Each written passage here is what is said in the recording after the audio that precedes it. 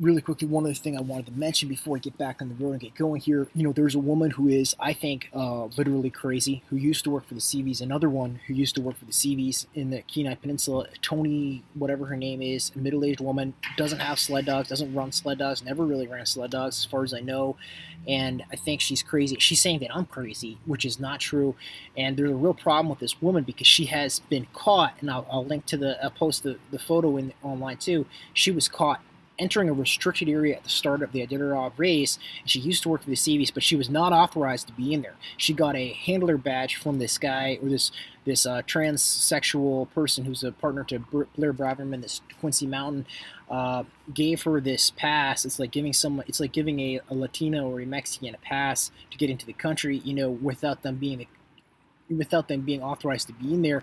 We're just like a big rock concert or something. You know what I mean? It's a security issue, especially in light of all the issues that happened with the Dallas Seavy and the dog doping, and we're not sure who doped the dogs and all these confusions. So a secure area, a restricted area at the restart of the Iditarod, you can't have unauthorized people in there, and there's a reason why you can't have unauthorized people in there, and we've seen it with this Dallas thing. But it makes me wonder, was Toni responsible? Was she anywhere near where Dallas's dogs got doped?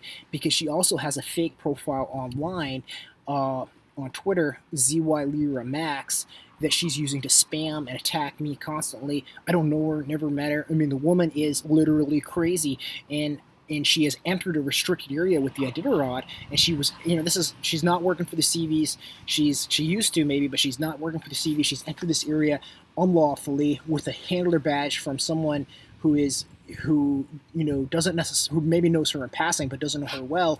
Was she at any shape or form close to when Dallas's dogs got doped? I'm just seeing some warning flags. There's some really strange behavior online. She's calling me crazy, but I'm not crazy. You know what I mean? You can look. I'm posting videos, and I have my ideas and my one dog class thing. But she's using a fake account to spam, and then she's also entering a restricted area without the right qualification to be there, and using someone else's qualification to do that. That's pretty strange. Those are some red flags for me for this individual. And at first I thought that ZY Lyra Max account belonged to Quincy Mountain or Blair Braverman online on Twitter. It was constantly spamming.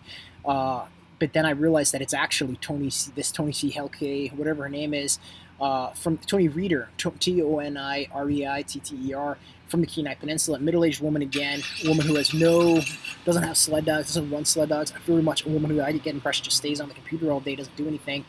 I take my dog. I go to the gym. I'm active. I'm outdoors. I've got ideas. I'm an entrepreneur. I have that background in the sport of mushing, tons of it. When I was a kid, also growing up, I've done tons of races, lots of adventures. I camp out all the time, and I have good ideas for like Canicross, for the ski touring with the one dog class, link to the national park. So everything that I'm posting is really relevant, and her postings are not. But she's also such a negative force, and I just think that there's a real issue with her entering that restricted area in an unauthorized way. And I think that the Iditarod needs to crack down on that kind of thing in light of the Dallas CV doping. And I'm going to post also a link to the Dallas CV doping thing. But I'm concerned that maybe she was actually, or someone like her, but maybe literally her, was the one who doped Dallas CV's dogs, Toni Reitter. And everyone might say, oh no, that's a middle-aged lady.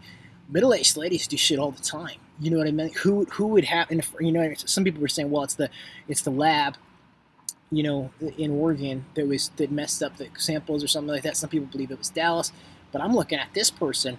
Why do you have someone in a restricted area, with someone else's identification to get in there? And you catch them on Twitter. I'll post a link to the tweet where they're doing it, and you're going to say, well, she's just taking pictures. Well, she should be taking pictures on the other side of the fence, so there's no concern about what's going on with these dogs and her in an area, and there's a reason why people have qualifications to go in areas and why other people shouldn't be there. So